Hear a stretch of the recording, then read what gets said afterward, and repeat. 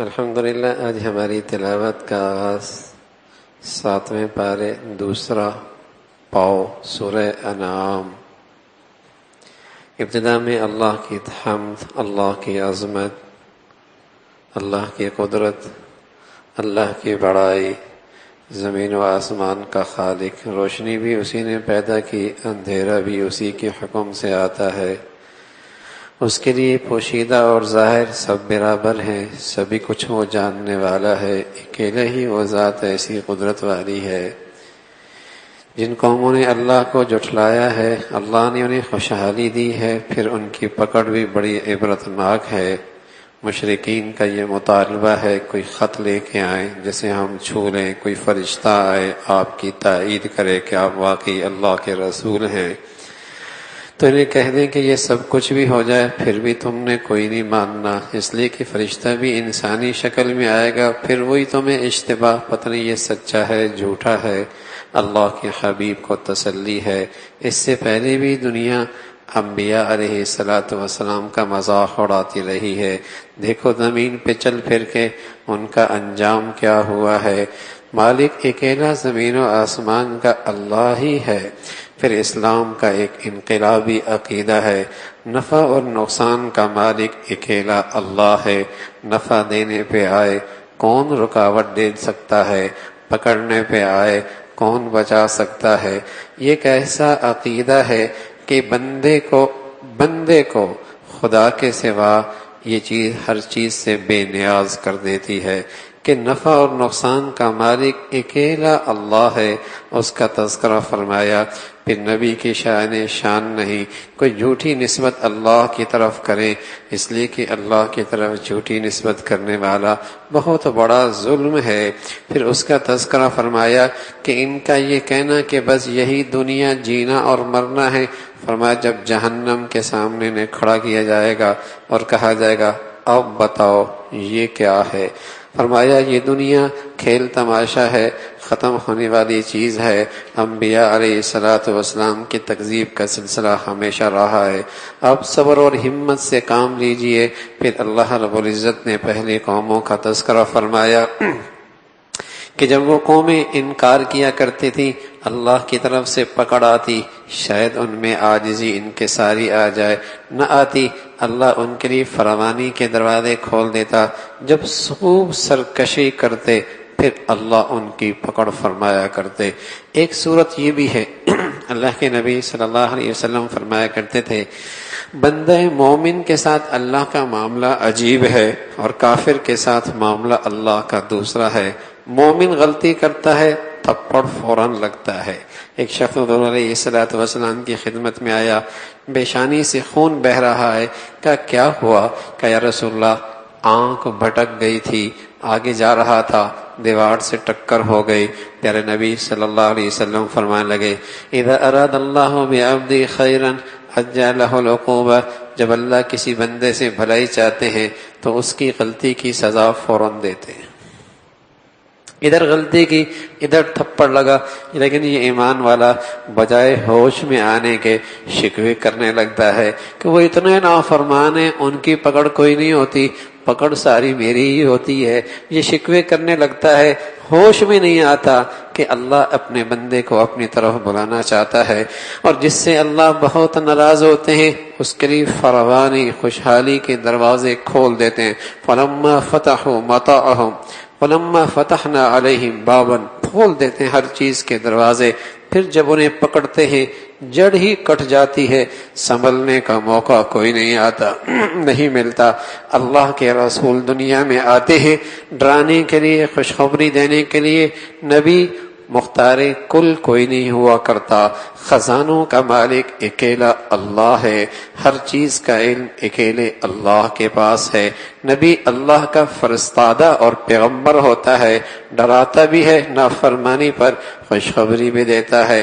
پھر اللہ رب العزت نے فرمایا کہ انہیں کہہ دو کہ میں اللہ کا فرما بردار بن کر زندگی گزارنا چاہتا ہوں، اور جن کی تم پرستش کرتے ہو میرا ان سے کوئی تعلق نہیں ہے، اور خود تم مشرک ہو کر بھی جب مصیبت کی گھڑی میں گھرتے ہو اور جب تمہیں کوئی آسرا اور کوئی امید نظر نہیں آتی تم بھی اکیلے اللہ کو پکارنے لگتے ہو جب تمہاری کشتی پانی کے لہروں کے اندر ڈگمگانے لگتی ہے تو پھر تمہیں اللہ کو پکارتے ہو۔ پھر اللہ نے اس دنیا میں انسانوں پہ آنے والے عذابوں کا تذکرہ فرمایا، اوپر سے بھی آتا ہے، زمین کے نیچے سے بھی آتا ہے، اور ان کی باہمی خانہ جنگی کا عذاب بھی آتا ہے۔ اللہ نے اپنی نبی اللہ کے نبی نے اللہ سے عرض کر دیا، اے اللہ میری امت کو اوپر کے عذاب سے جس سے یہ ساری مٹ جائے اس سے بھی بچا لینا، نی زمین کے اندر سے عذاب جس سے یہ ساری امت مٹ جائے، اے اللہ اس سے بھی بچا لینا۔ اللہ کے حبیب کے یہ دونوں دعائیں قبول ہو گئی۔ لیکن تیسری بات کہ ان کے اوپر یہ بھی عذاب نہ آئے کہ یہ آپس میں دستے گریبان ہو، یہ دعا نہیں ہوئی ہے۔ یہ آج عذاب میں مبتلا ہیں، کہیں لسانیت ہے، کہیں عصبیت ہے، کہیں قومیت اور وطنیت ہے، اور کہیں فرقہ واریت کا عذاب ہے۔ یہ بھی اللہ کے عذاب کی ایک شکل ہے۔ پھر اللہ کی طرف سے ہدایت ہے کہ جب اللہ کی طرف سے ہدایت ہے، آپ رؤسائے قریش کے سرداروں کے درپے ہیں، کسی طرح یہ ایمان لے آئیں۔ فرمایا ٹھیک ہے ان کے درپے ہوں لیکن مخلص ایمان والوں کو اپنی مجلس سے نہ اٹھائیں، اس لیے کہ سرداران قریش کا ایک مطالبہ تھا، یہ گرے پڑے پھٹے پرانے کپڑوں والوں کے ساتھ ہم آپ کی محفل میں کیسے بیٹھ سکتے ہیں، انہیں اٹھائیے، ہماری نشستیں خاص کیجئے۔ اللہ رب العزت نے فرمایا ان ضدی قریشی سرداروں کی پرواہ نہ کیجئے، ان مخلص ایمان والوں کی قدر کیجئے، اس کا تذکرہ فرمایا ہے۔ پھر حضرت ابراہیم علیہ السلام نے جو توحید کا جھنڈا لہرایا ہے، اور حالانکہ گھری کے اندر باپ آزر بت فروش تھے، وہاں شرک پھیلایا جا رہا، ابراہیم علیہ السلام دعوت توحید کی علمبردار بنے بیٹھے، سورج چاند ستاروں کو دیکھ کر کہا یہ بھی کوئی خدا ہو سکتے ہیں جو نکلتے ہیں اور پھر غروب ہو جاتے ہیں، میں اس ذات کی طرف متوجہ ہوں جو زمین و آسمان کا پیدا کرنے والا ہے، جس پر کبھی فنا کوئی نہیں ہے۔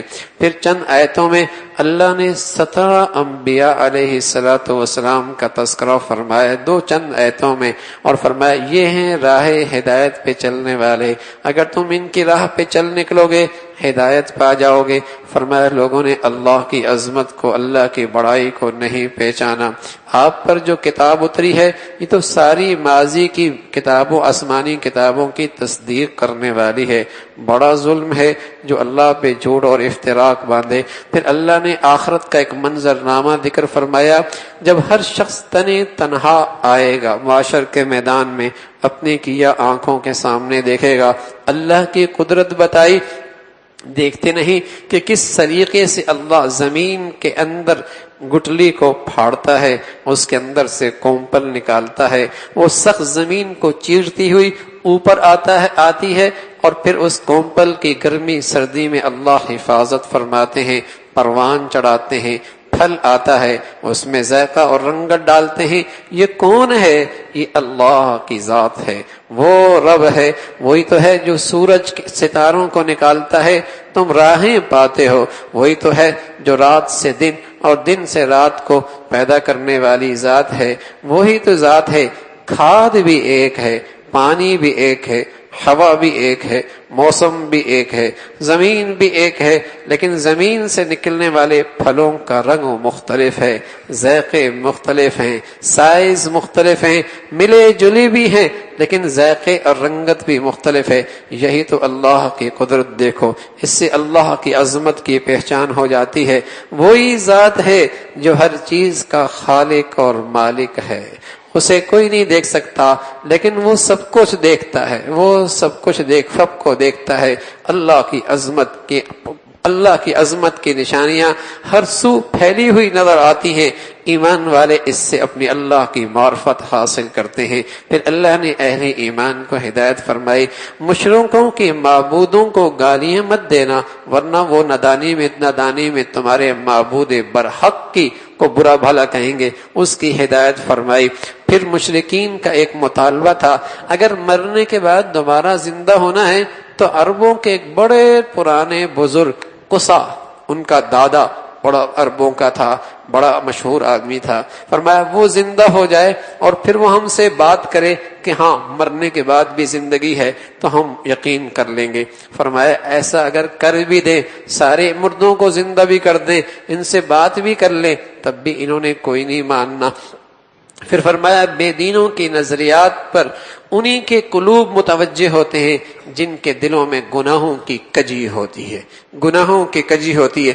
اگر یہاں اندر ایمان اور تقوی کا نور ہے تو اہل تقوی کی طرف اسے انس اور مناسبت ہوگی، اور جب یہاں اندر گناہوں کی ظلمت اور اندھیرا ہے تو اہل شہوت اور نفس پرستوں کی طرف اس کی طبیعت مائل ہوگی۔ بکری مرغی کی طرف نہیں جائے گی، بکری ہی کی طرف، ہم جنس کی طرف جائے گے نا، ہم کبوتر بلی کی طرف نہیں جائے گا، کبوتر ہی کی طرف جائے گا، ہم جنس کی طرف۔ جب اندر ظلمت اور اندھیرا ہوگا تو یہ کس کے لیکچر سے متاثر ہوگا، کس کے مضامین سے متاثر ہوگا، کس کی گفتگو سے متاثر ہوگا؟ جو نفس پرست، شہوت پرست، گندگیوں کا ڈھیر ہوگا اسی سے متاثر ہوگا۔ یا تقوی ہوگا یا نور ہوگا ایمان کا، اسی کی طرف اس کی مناسبت ہوگی، اسی کا تذکرہ فرمایا۔ پھر فرمایا اللہ زندہ اور مردہ جیسے برابر نہیں، اسی طرح ایمان کا نور رکھنے والا اور کفر کی ظلمت والا دونوں کہاں برابر ہو سکتے ہیں؟ پھر اللہ جس کے لیے بھلائی کا فیصلہ کر لیتے ہیں تو اسلام کا ہر حکم قبول کرنا اس کے لیے آسان ہو جاتا ہے، اور جو رائے ہدایت سے محروم ہو جاتا ہے اس کے لیے اسلام کی بات ماننا ایسا جیسے کسی سے کہہ دی جائے آسمان پہ چڑھنا ہے تو کتنا دل تنگ ہوگا۔ فرمایا اسی کا تذکرہ فرمایا۔ پھر اللہ رب العزت نے اپنی بڑائی اور اپنی قدرت کا تذکرہ فرمایا۔ معاشر میں سبھی کو اللہ اکٹھا کریں گے اور ان کے کیا ان کے سامنے آئے گا۔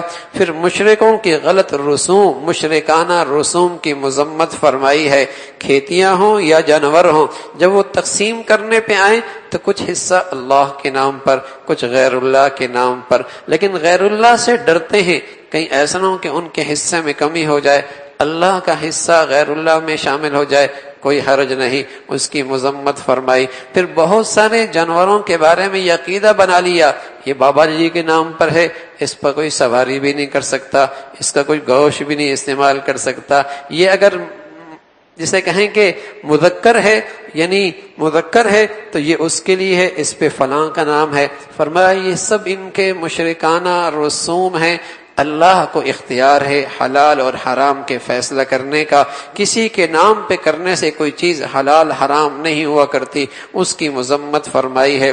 پھر اللہ رب العزت نے فرمایا کہ آؤ ہم تمہیں بتاتے ہیں کہ حرام کیا چیزیں ہیں، حرام کیا چیز۔ اللہ کے نبی سے آپ کہہ دیں کہ میں تو ان چیزوں کو جو شریعت اللہ نے مجھے دی ہے ان میں ان چیزوں کو حرام نہیں دیکھتا، ہاں اللہ نے مجھے بتایا ہے یہ چیزیں حرام ہیں، اور 10 اصول ایسے بتائے جو تمام آسمانی کتابوں کے اصول ہیں اور سیدھا راستہ ہے۔ وہ کیا ہے؟ فرمایا حرام چیزیں یہ ہیں اللہ کے ساتھ شرک کرنا، حرام چیزیں یہ ہیں ماں باپ کی نافرمانی کرنا، یہ چیزیں حرام ہیں۔ اتل ما حرم علیکم اللہ تشرکوا بی شیئا وبالوالدین احسانا، والدین کے ساتھ حسن سلوک کرنا اور اس کی نافرمانی کرنا حرام ہے۔ کسی کو ناحق قتل کرنا یہ حرام ہے۔ اپنی اولاد کو بھوک اور فروق اور آر کی وجہ سے قتل کرنا یہ حرام ہے۔ علماء نے مفسرین نے لکھا ہے اپنی اولاد کی تربیت تعلیم کیے بغیر بے دینی کے ماحول میں ڈال دینا یہ بھی اپنی اولاد کو روحانی قتل کرنا ہے، یہ بھی اپنی اولاد کو روحانی قتل کرنا ہے۔ رزق تو اللہ دیتا ہے، تمہیں بھی دیتا ہے انہیں بھی دے گا، اور رزق کی خاطر معاش کی خاطر تم ان کے ایمان کو کیوں خطرے میں ڈالتے ہو، اور یہ کتنا مہنگا سودا کرتے ہو کہ ایمان دے کر ان کی معاشی خوشحالی دیکھتے ہو۔ ارے ایمان بچانا پہلے ضروری ہے، اس کا تذکرہ فرمایا۔ پھر فرمایا یہ حرام ہے عہد شکنی کرنا، یہ حرام ہے وعدے کو توڑ دینا، یہ حرام ہے کسی کا ناحق مال کھانا، اس کا تذکرہ فرمایا۔ اور ساری چیزوں کے تذکرہ کرنے کے بعد فرمایا یہ ہے سیدھا راستہ، جو اس پہ چلے گا وہ کامیاب ہو جائے گا۔ پھر اللہ کے نبی صلی اللہ علیہ وسلم کی طرف سے پیغام دیا امت کو کہ اللہ بڑا مہربان ہے، برائی ہو جائے ایک سزا ہے، نیکی کر لو گے اللہ 10 گنا زیادہ عطا فرما دیں گے۔ اور پیغام دے دو لوگوں کو کہ نماز بھی اللہ کی خاطر ہے، قربانی بھی اللہ کی خاطر ہے، لیکن اللہ تو مسلمانوں سے چاہتا ہے صرف قربانی اور صرف نماز نہیں، اللہ کی چاہت یہ ہے تمہارا جینا مرنا سب کچھ اللہ کی خاطر ہو، جیو بھی اللہ کی خاطر، موت بھی اس حال میں کہ اللہ تم سے راضی ہو، اس کا تذکرہ فرمایا۔ پھر وہ اللہ جس کا کوئی شریک نہیں ہے، اسی ذات نے تمہیں دوسرے قوموں کے بعد دنیا کے اندر نیابت دی ہے، اور کسی کو اللہ نے خوشحال بنایا ہے، کسی کے پاس فراوانی ہے، اور کسی کو اللہ رب العزت نے کم دے کر تنگ دستی میں رکھا ہے، لیکن اللہ یہ تمہارا امتحان لینا چاہتا ہے، کون خوشحالی کی نعمت میں اللہ کا شکر کرتا ہے اور کون اس آزمائش کی گھڑی میں صبر کرتا ہے۔ اللہ رب العزت بہت جلد حساب لینے والے ہیں، معاف کرنے والی بھی ہیں، مہربان بھی ہیں۔ سبحانک اللہم بحمدک، نشہد ان لا الہ الا اللہ، نستغفرک ونتوب الیک۔